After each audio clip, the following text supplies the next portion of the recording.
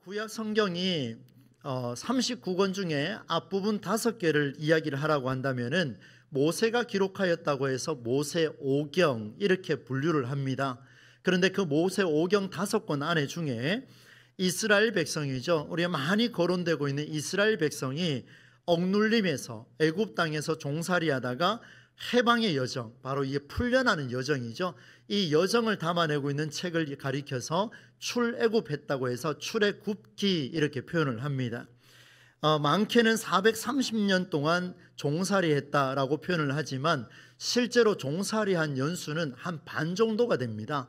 215년 정도라고 학자들이 그렇게 견해를 가지고 있는데, 여러분 215년도 적지 않은 연수죠. 긴 세월 동안 한 민족이 국가 없이, 국가의 정체성이 없이 타국 땅에서 살았다면 여러분 이걸 믿을 수가 있겠습니까? 우리나라도 예전에 그런 일들이 있었습니다마는 한 민족이 타 민족에게 구속당하며 살아가는 이런 것을 과연 우리가 얼마나 납득할 수 있을까? 어려운 일이지요. 그런데 여러분 지난주 오전 오후 말씀을 통합해서 여러분 살펴보셨다면은 이스라엘 백성이 애굽 땅에 머물게 된 것은 전적으로 하나님의 인도하심이었습니다. 하나님이 야곱에게 너는 애굽 땅으로 내려가라 이렇게 명령하셨습니다.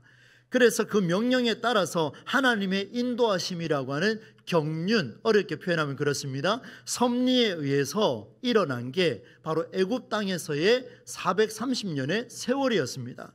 그 중에 반이 종살이죠. 야곱의 막내 아들 요셉이 먼저 애굽에 팔려갔습니다. 그리고 난 뒤에 우여곡절 이렇게 저렇게 끝에 그 땅의 국무총리가 되었죠. 대단한 인물 아닙니까?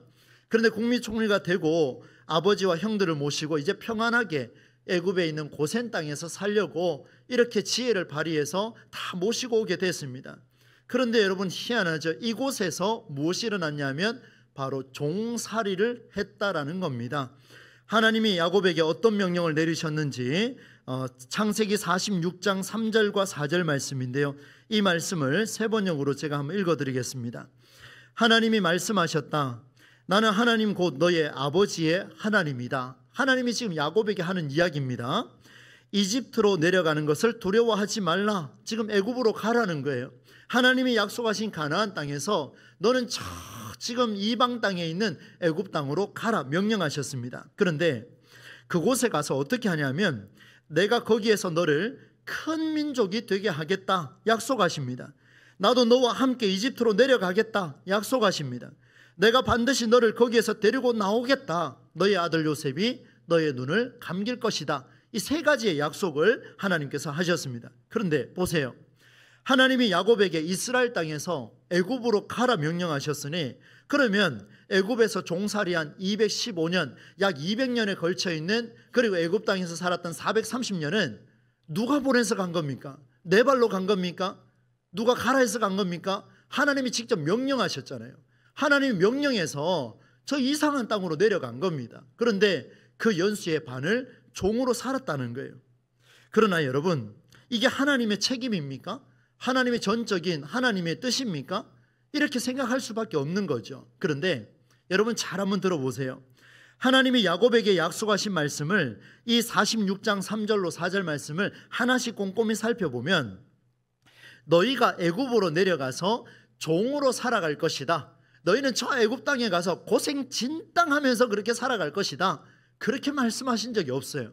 그러니까 여러분 보세요. 제가 앞에 여러분에게 문제를 제기해 드렸던 것처럼 저도 이 말씀을 보며 하나님이 가라 하셔서 갔는데 왜 그곳에 왜 종살이를 해야 되는 겁니까? 도대체 뭐가 문제입니까? 하나님이 가지 말라 하셨으면 아무 문제 없었을 텐데, 하나님이 그 직장에 들어가지 말라 했으면 아무 문제 없을 텐데, 하나님이 저 사람하고 결혼하지 말라 했으면 내가 안 했을 텐데 왜 이렇게 결혼하게 하시고, 왜 이렇게 사업하게 하시고, 왜 이렇게 공부하게 하시고, 왜 이렇게 취업하게 하셔서 나를 이토록 고생시킵니까? 라는 겁니다.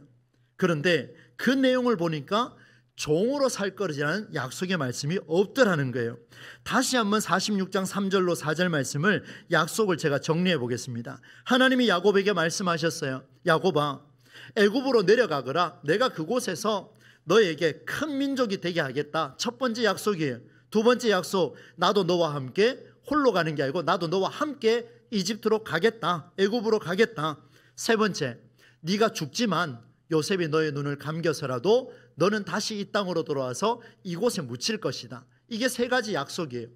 종으로 살 거라는 약속은 아무리 닦고 찾아봐도 보이지가 않습니다. 그렇다면 여러분, 이스라엘 백성이 애굽 땅에서 종살이를 하게 된 결정적인 이유는 하나님의 명령에 따라 이동한 야곱의 선택과 결단 때문인가? 그렇지가 않습니다. 그곳에 들어가서 종살이를 하게 된 배경은 하나님과 전혀 상관없는, 하나님의 무관심이 아니라, 하나님의 책임이 아니라 하나님과 전혀 상관없는 또 다른 이유가 작용을 했기 때문에 이들이 종살이를 했다는 겁니다. 우리에게 일어나는 수많은 문제가 이런 차원에서 우리는 점검을 해야 될 겁니다. 그렇다면 그 또 다른 작용, 그 이유가 무엇일까? 그런데 이 이유를 밝히기 전에 저는 여러분과 함께 한 번 더 확인해야 될 게 있습니다. 그것은 앞서 말씀드렸던 이 세 가지의 약속이, 하나님의 약속의 말씀이 이루어졌느냐 이 말입니다. 우리가 성경을 통해서 늘 보고 있는 이 메시지가 살아있고 활력이 있고 우리의 영과 혼과 골수와 관절을 쪼개고도 남을 그런 메시지가 되느냐 이 말입니다. 죽지 않고 이루어지느냐 이 말입니다. 여러분, 세 가지의 약속을 한 번 더 보겠습니다. 얼마나 빠짐없이 응답하셨는지를 한번 점검해 보겠습니다. 첫 번째, 두려워하지 말라. 내가 너로 그곳에서 애굽 땅에서 너희로 하여금 큰 민족을 이루게 할 것이다. 이게 이루어진 본문의 메시지가 있습니다. 한번 보겠습니다. 여러분, 5절 말씀과 7절 말씀인데 우리가 읽지는 않았습니다만은 성경에 이제 자막으로 주면 한번 보십시오. 5절에 이렇게 기록합니다. 이미 이집트 애굽에 내려가 있는 요셉까지 합하여 야곱의 혈통에서 태어난 사람은 모두 몇 명이라고 되어 있습니까? 70명이라고 되어 있습니다. 그러니까 가나안 땅에서 애굽으로 내려온 수가 몇 명이냐면 70명입니다. 하나님 말씀하셨어요. 내가 너에게 그곳에 가서 너를 망하게 하지 않고 민족을 번성하게 해줄 거다. 그랬더니만 7절 말씀이 응답받았습니다. 7절 보십시오. 그러나 이스라엘 자손은 자녀를 많이 낳고 번성하여 그 수가 불어나고 세력도 커졌으며 마침내 그 땅에 가득 퍼졌다. 번성했다는 거예요. 하나님이 응답하셨어요. 첫 번째 약속 이루어 줬습니다. 두 번째 약속은 내가 너와 함께 애굽으로 내려갈 것이다 라는 메시지였습니다. 그런데 이 말씀은 조금 이따가 살펴보고 세 번째 약속을 먼저 보겠습니다. 반드시 너를 데리고 나올 거다. 너는 죽지만, 요셉이 너의 눈을 감길 거지만 너는 이곳으로 다시 돌아올 거다. 이렇게 표현했습니다. 창세기 50장 5절과 14절 말씀이 그걸 보여줍니다. 오늘 우리가 또 읽지 않았습니다만은 자막을 한번 보십시오. 요셉이 바로에게 우리 아버지가 운명하면서 내가 죽거든 내가 가나안 땅에다가 준비해둔 묘실이 있으니 거기에 나를 묻어달라. 이게 무슨 말입니까? 총리인 요셉이 그 왕에게 이렇게 이야기합니다. 왕이요, 이전에 내 아버지가 저 가나안 땅에 그 무덤을 파놨으니까 내가 죽거든 다시 그곳에 데려가서 묻어달라고 이야기를 했습니다. 그러니 왕이요, 저를 이 애굽 땅에 있게 하지 말고 가나안 땅에 갔다 오게 해주십시오. 그러면서 이제 들고 나갑니다. 그리고 14절에 보니까 이렇게 기록을 합니다. 요셉은 아버지의 장례를 치르고 난 다음에 그의 아버지를 장사 지내려고 그와 함께 갔던 형제들과 다른 모든 사람들을 데리고 이집트로 돌아왔다. 여러분 어떻습니까? 하나님께서 요셉이 너의 눈을 감기더라도 너는 이곳으로 돌아올 거다, 죽더라도 돌아올 거다, 약속이 이루어졌습니까? 안 이루어졌습니까? 이루어졌지요. 하나님 응답하셨습니다. 놀랍습니다. 그런데 문제는 두 번째입니다. 이 두 번째 약속이 질문이 생길 수밖에 없습니다. 뭐냐면 내가 너와 함께 애굽으로 내려갈 것이다. 내가 너와 함께 너의 직장으로 갈 것이다. 내가 너와 함께 너의 가정으로 갈 것이다. 내가 너와 함께 이방 땅이라고 불렀던 저 애굽으로 내가 갈 것이다. 내가 함께 할 것이다. 이 약속을 하셨는데 그러면 어떡합니까? 하나님이 함께 하셨으면 종살이 하도록 내버려 두면 안 되지요. 종살이 하라고 내버려 두면 안 되지요. 사업이 무너지고 있는 것을 내버려 두면 안 되지 않습니까? 하나님이 함께 하신다면, 하나님이 함께 하신다면 내 자녀들의 문제가 해결돼야 되는데 여전히 고통을 겪고 아파하고 학업 때문에 스트레스 받고 관계 때문에 무너지는 이런 일들이 하나님 일어나서는 되느냐 이 말입니다. 안 그렇습니까 여러분? 하나님 우리와 함께 하시면 우리 삶이 형통해야 되는 거 아닙니까? 그런데 여러분 보십시오. 이런 질문 속에서 야곱의 후손이 애굽의 종이 되어서 어떻게 하나님이 함께 계시는데 종살이를 할 수 있겠는가? 이 질문을 회피할 수가 없습니다. 내가 너와 함께 할 것이다. 그러나 문제는 발생할 것이다. 내가 너와 함께 살 것이다. 그러나 너에게 무너짐은 있을 것이다. 이게 무슨 말입니까? 이게 이 둘 사이의 긴장은요, 오늘 우리의 삶에 정말 많은 곳에서 일어나고 있습니다. 사랑하는 우리 동부제일교회 성도 여러분, 우리는 앞부분에서 제가 그런 말씀을 드렸습니다. 하나님이 야곱에게 가라고 명령한 것은 맞지만 종살이한 것에 대해서는 하나님의 책임이 없다, 하나님의 무관심이 아니다, 분명히 말씀을 드렸습니다. 그렇다면 이 둘 사이에 일어나는 이 긴장을 어떻게 해소할 것이냐, 여기까지 말씀을 일단은 우리 삶의 두 가지를 한번 적용해 보겠습니다. 첫 번째는 우리의 인생에 어려움이 밀려올 때, 이런저런 기도 제목, 질병 때문에, 가사일 때문에 고생하며 걱정이 밀려올 때, 그것이 반드시 하나님이 허락한 시험은 아니다라는 것을 우리는 인식할 필요가 있습니다. 항상 하나님의 약속과 내 고생길이 일치하느냐? 만약에 일치한다고 생각하면 그때부터 마음이 무거워집니다. 일치하지 않을 때가 훨씬 더 많다라는 것을 여러분 인정을 하셔야 됩니다. 두 번째는 그럼에도 불구하고 하나님은 그곳에 함께하고 있다라는 사실입니다. 이것을 이제 증명해 보이려고 합니다. 이제 우리가 할 일이 있습니다. 그 할 일은 무엇이냐? 하나님이 약속하지 않았던 일들, 이스라엘 백성에게는 종살이요, 우리에게는 수많은 어려움의 문제들이죠. 이런 일들이 왜 하필이면 강하게 드러날까? 이스라엘 백성들에게는 무려 215년이라는 노예 생활과 430년이라는 애굽에서 국가가 없는 그런 인생을 살게 한, 이렇게 강력하게 나타나는 이유가 무엇일까? 그리고 여러분, 우리는 분별해야 될 것입니다. 무엇을 분별해야 되느냐? 내게 일어난 여러 고민과 어려움이 하나님의 뜻이 아니라는 것을 인정해야 됩니다. 분별해야 됩니다. 이스라엘의 고생, 우리의 어려움이 하나님의 무관심한 결과가 아니라는 것을 받아들여야 됩니다. 하나님께 책임을 전가하면 안 된다라는 것을 오늘 성경 우리에게 말씀해 주고 있습니다. 그렇다면 제가 방금 이렇게 말씀드린 저와 여러분에게 주어진 고민과 어려움과 이스라엘 백성들에게 주어진 이런 종살이의 생활들이 하나님의 무관심한 결과가 아니라는 것을 말씀을 통해서 함께 증명하려고 합니다. 여러분, 때는 요셉과 그의 모든 형제와 그 시대 사람은 다 죽었다, 이렇게 표현하고 있습니다. 6절 말씀이 시대적 배경을 안겨주고 있어요. 요셉과 그의 모든 형제와 그 시대 사람은 다 죽었습니다. 그러니 보십시오. 어떤 일이 벌어지냐면 8절 말씀에 이렇게 기록하고 있습니다. 요셉을 알지 못하는 누가 일어났다고 기록하고 있습니까? 새 왕이 일어났다, 이렇게 기록을 하고 있습니다. 요셉을 알지 못하는 새 왕이 됐습니다. 왕으로 등극을 했습니다. 사랑하는 여러분, 한 나라의 왕이 그 다음에 왕이 되고 또 그 다음에 왕이 된다면 선왕이 꾸었던, 선왕이 행했던, 선왕이 만들어 놓았던 법을 몰라서야 되겠습니까? 선왕이 꾸었던 꿈을 해석한 총리 요셉을 몰라서야 되겠습니까? 7년 풍년이 있다가 7년 충년이 있을 것이니 애굽 왕은 이렇게 준비하십시오, 아주 명철한 조언을 했던 총리 요셉을 몰라서야 되겠느냐, 이 말입니다. 모른다는 게 말이 안 되죠. 후대 왕이 선왕이 해놓은 업적을 모른 척한다? 말이 안 되죠. 제가 우리 교회에 와서 담임 목회를 하며 저 김삼노 목사님부터 시작하여서 만들어 놓은 수많은 그 기도와 눈물의 헌신을 제가 모른 척해서 되겠습니까? 충분히 와서 해야 될 것은 요람을 펴놓고 묵상을 했습니다. 어떤 일을 행하셨는가, 어떻게 우리 성도들과 함께 했는가, 그건 당연한 이야기입니다. 그런데 애굽 왕이 그걸 모른다고요? 말이 안 됩니다. 신뢰하기가 어렵습니다. 수백 년, 수천 년이 흐른 것도 아니고 후대 왕이 그걸 모를 수 있느냐? 오늘 본문에 나오는 요셉을 알지 못하는 이라는 단어에 알다라는 단어는 이런 단어입니다. 그 깊은 곳까지도 다 알다, 이렇게 표현이 되어 있습니다. 이게 무슨 말인가 하면 단순히 요셉에 대한 정보와 지식을 말하는 게 아니라 요셉으로 대표되는 이스라엘 족속 전체를 인정하고 싶지 않다라는 내용입니다. 그러니 요셉을 알고 싶지 않다는 얘기는 나는 요셉을 인정하지 않습니다, 이 이야기와 똑같습니다. 나는 이스라엘 자손을 인정할 수가 없습니다. 그러니 보십시오. 애굽 왕이 일을 벌립니다. 어떻게 벌리느냐? 이스라엘 자손이 강해지는 것을 싫어했습니다. 두려워했습니다. 그래서 수단과 방법을 가리지 않고 백성이 번성하지 않도록 막으려고 애를 씁니다. 그 과정을 한번 볼까요? 여러분, 우리가 성경을 읽었습니다마는 아마 기억을 하실 겁니다. 이스라엘 백성들에게 그들을 감독할 수 있는 감독관들을 세웁니다. 대단하지요?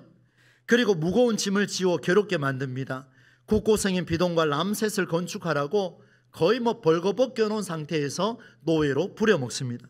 학대하는 장도가 얼마나 심했냐면 오늘 본문에 보니까 엄하게 했다, 괴롭게 했다, 그리고 14절 마지막에 보니까 모두 엄하였더라 이렇게 표현하고 있습니다. 얼마나 지독하게 괴롭혔으면 이 정도까지 했겠느냐 이 말입니다.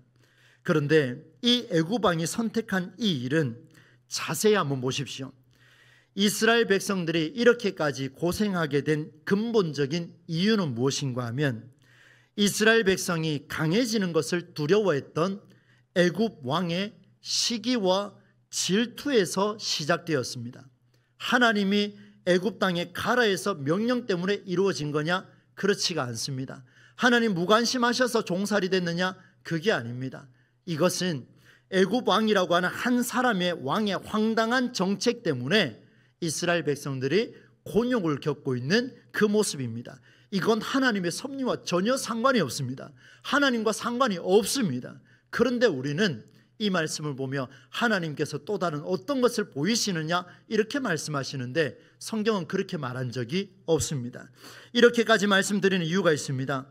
여러분, 왕의 시기와 질투가 나보다 더 뛰어나고 잘 되는 사람을 그냥 두지 않는 바로 시기와 질투에서 시작되었습니다.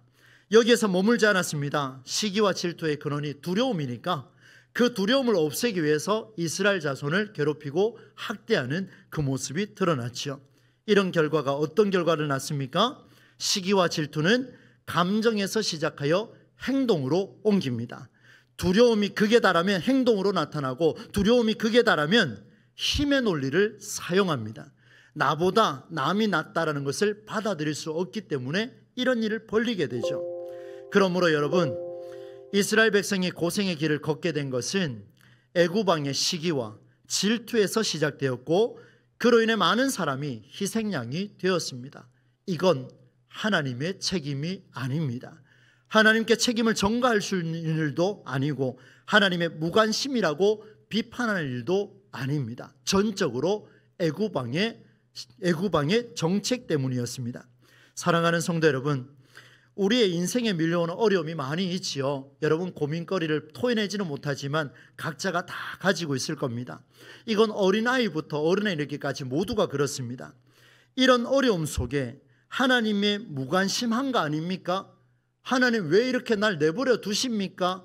라고 말할 수 있는 게 아니라는 겁니다. 이건 우리 기도에 절대적으로 필요하다는 것을 보여주게 되지요. 이제 정리가 되었습니다. 이렇게 학대받고 고생한 거, 이렇게 내 고민이 많아진 것은 하나님의 무관심이 아니다. 정리가 됐습니다. 그러면 우리가 해결해야 될 게 뭐냐면, 그러면 하나님이 함께 계셨다고 했으니까 하나님 무관심이 아니고 우리를 버려진 것처럼 그렇게 학대받도록 애굽 왕 때문에 그렇게 됐다면, 그럼 하나님은 도대체 뭐 하고 계십니까? 하나님 일하고 계십니까? 이게 이제 궁금한 거예요. 여러분, 우리가 어려움을 겪었을 때 자녀들 문제 때문에 조금 전에도 말씀을 드립니다만 가정과 사업과 일터에서 교회 공동체에서 많은 문제가 일어나고 있습니다. 그 문제 속에 그럼 하나님 함께 하시잖아요. 증명하십시오. 보여주십시오. 그게 오늘 본문에 들어있습니다. 굉장히 놀라운 이야기가 우리에게 보여줍니다. 응답하신 하나님의 놀라운 의미를 한번 보겠습니다. 여러분, 우리는 말씀을 믿는 사람들이고 성경을 신뢰하는 사람들입니다. 그렇지 않으면 우리가 예배하는 게 의미가 없겠지요.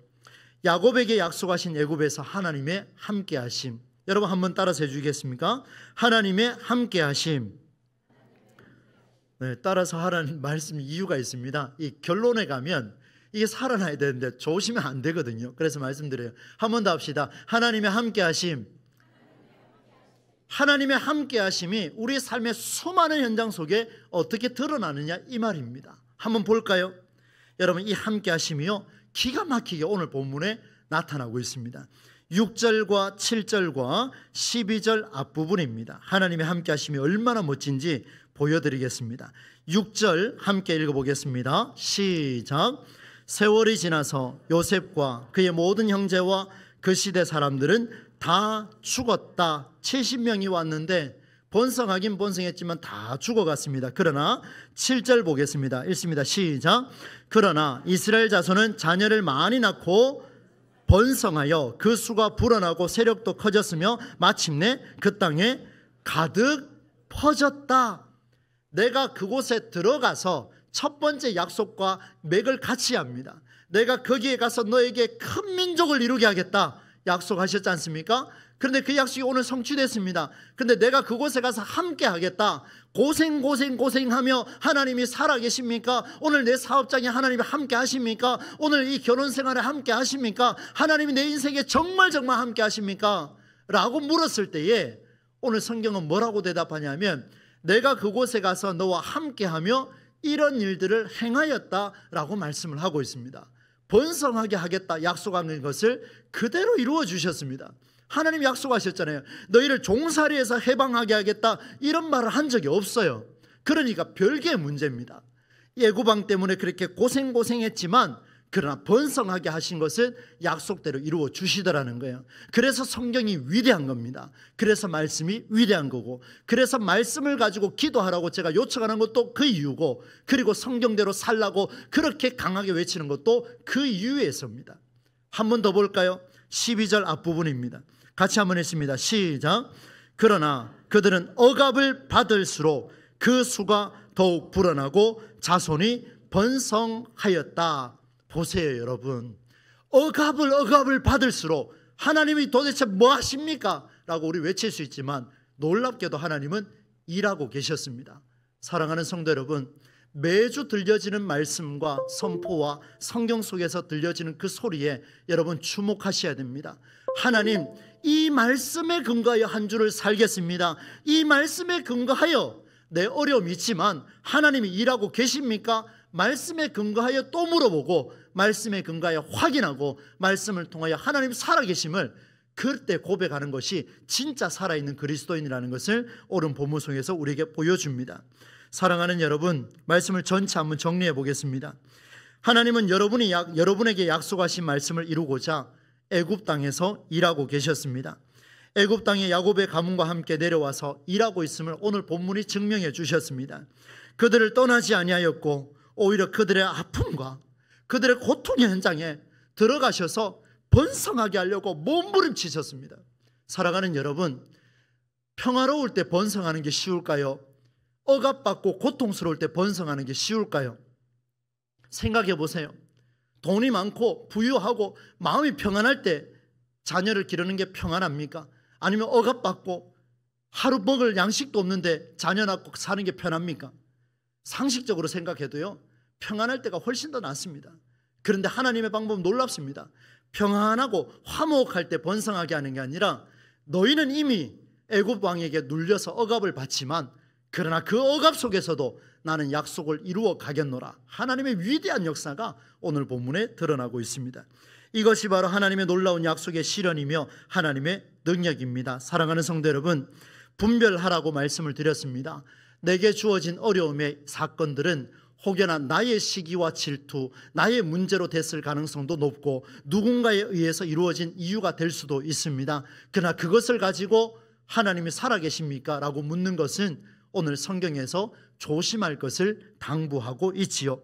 애굽의 종살이는 하나님과 상관없는 다른 이유에서 출발했습니다. 그러나 그 다른 이유가 더 억압하고 더 박해하고 더 나를 구속하고 호흡이 끊어질 정도로 나를 괴롭게 할지라도 하나님이 우리에게 선포하신 성경은 반드시 이루어질 줄로 믿습니다. 여러분 믿으십니까? 이럴 때 크게 아멘 하셔야 돼요. 여러분 믿으십니까? 어떤 어려움이라 할지라도 하나님의 약속은 불변하고 하나님의 약속은 말씀에 근거하여 이루어가고 계십니다.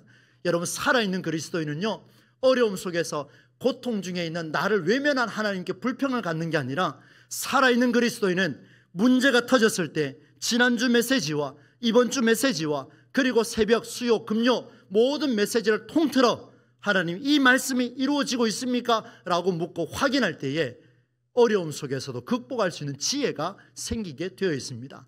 이 한 주간 살아가실 때 이 말씀의 위력이 저와 여러분의 삶에 깊이 일어나서 오늘도 승리할 수 있는 저와 여러분의 삶이 되기를 우리 주 예수님의 이름으로 간절히 축원합니다.